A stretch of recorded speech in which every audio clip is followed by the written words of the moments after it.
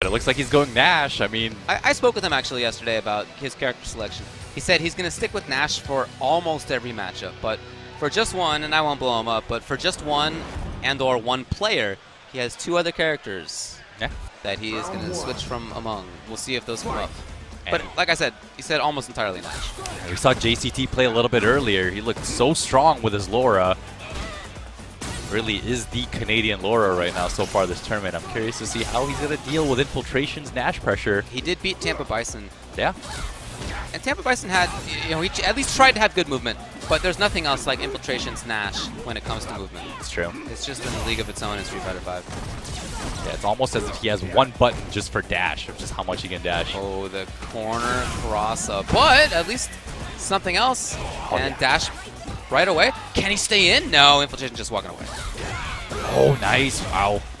Great jump in there from Infiltration. Yeah, he's just waiting. Oh. One thing about Infiltration is that he's so good at knowing the timings on everything. He's so quick at getting when those should be. Oh, so good. And here comes JCT. Can he get anything going here? See the patience right there? He knew it wasn't time to do anything, and now... Oh, yeah? Wow, trigger into overhead? What an idea. Some crazy stuff here from Infiltration. Saw him jumping around a lot. Nice. I like the jump back roundhouse. Well, there were some situations there where he took some risks and he jumped straight out of that corner. You know, even though that could have been the start of Laura pressure, but yeah, I'm sure it's something that JCT just isn't expecting.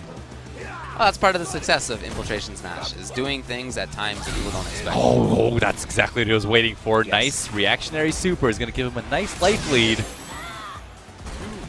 Curious to see what he's going to do after this. Okay, goes for the jump in.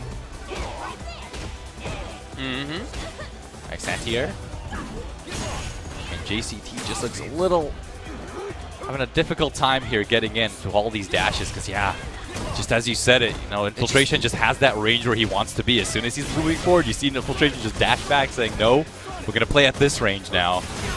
Oh, okay, JCT with the big bet. Okay, he's going to need a lot here, but the crouching jabs to get out. Very insistent on buttons. Yeah. And the thing is now, you just don't know what he's going to do. Once he, like, was it boom? Was it going to be slicer? Like, something was going to come up. Or at least that's what he makes you feel. Yeah. And you never quite know when it's going to be any of those things, or if it's going to be any of those things. He mixes it up so well. I mean, look at Punko right now. He's like, man, I don't need to be here right now. My boy's got this. But JCT, man, I think, yeah, it's those ranges right now that he's really struggling in. It's just because Infiltration hasn't where he wanted, but finally he gets some momentum on his side. Early in the round, good stuff here from JCT. The knockdown, yes, of course.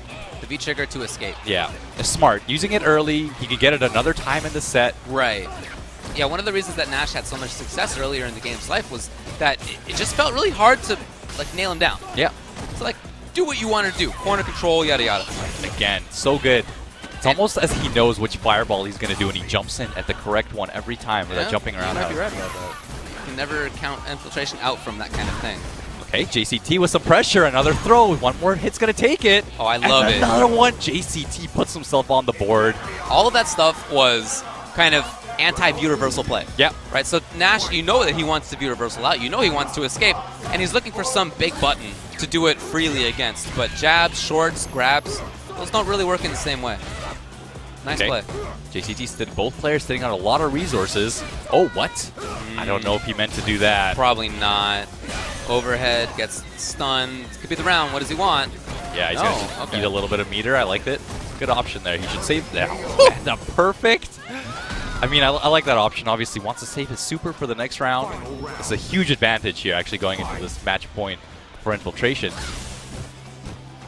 Okay. Well, it's important for JCT to still be doing things, and to his credit, he is. It's just a question of when to make those happen, but it feels like he has not been dissuaded from doing things. He did Fireball right there. Yeah. Right? Certainly a superable spot, but sometimes you just have to do those things. Yeah, a little too much there. Yeah, that's. I was thinking that too. It's a little brave of him to doing all those fireballs there, especially because there's the option of jumping in, like we've seen so many times throughout the set, and the super. And JCT. Now, will JCT walk down? No, and no anti-air either. The anti-air game right now for JCT has been a little weak, but that's because Infiltration has been so good at being so ambiguous with it. we haven't talked about the importance of playing both the ground and air games, and it's hard to pay attention to both of those at the same time. So if you're based on the ground, and then here's Infiltration jumping in, it's just hard to react to that. It's hard to make the switch. And the overhead to take it. Razor Infiltration. Okay. Gonna take it. And even his Korean boys don't seem too impressed there. Like, man, why did we come out for this, man? Yeah, like, did you really need us up here? Did we need all 5 of us here watching you play? Yeah. No, Infiltration.